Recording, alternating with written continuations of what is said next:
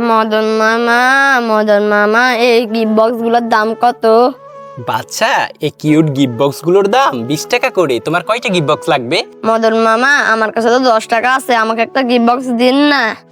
না বাচ্চা, এই গিফট বক্স তোমাকে 20 টাকায় দিতে হবে, আমি তোমাকে 10 টাকায় দিতে পারবো না। মদন মামা বাসায় আমার ছোট ভাই না খেয়ে আছে, আমি চাইলে 10 টাকা দিয়ে ভালো কিছু খেতে পারতাম, কিন্তু আমার ছোট ভাই না খেয়ে আছে, আমিও না খেয়ে আছি। আমি শুনেছি গিফট বক্সের ভিতরে নাকি টাকা পাওয়া যায়, তাই আমাকে একটা গিফট বক্স দিন। যদি আমি গিফট বক্সের ভিতরে টাকা পাই তাহলে আমি আমার ভাইকে খাওয়াতে পারবো। আরে বাচ্চাটা এটা কি বললো? সে নিজে না খেয়ে তার ছোট ভাইয়ের খাওয়ার কথা চিন্তা করতেছে। একটা কাজ করি, বাচ্চাটাকে একটা গিফট বক্স দিয়ে দিই। এই নাও বাচ্চা, তুমি এখান থেকে একটা গিফট বক্স নাও। মদন মামা আমাকে গিফট বক্সটা দিন। বন্ধুরা, বাচ্চাটা গিফট বক্সটা অনেক পছন্দ করেছে। এই গিফট বক্সের ভিতর বাচ্চাটা কি পায় সেটা তোমাদেরকে দেখাবো। তার আগে বন্ধুরা, তোমরা যারা গরিব মানুষকে মন থেকে ভালোবাসো, ভিডিওটাতে লাইক করে চ্যানেলটি সাবস্ক্রাইব করে দাও।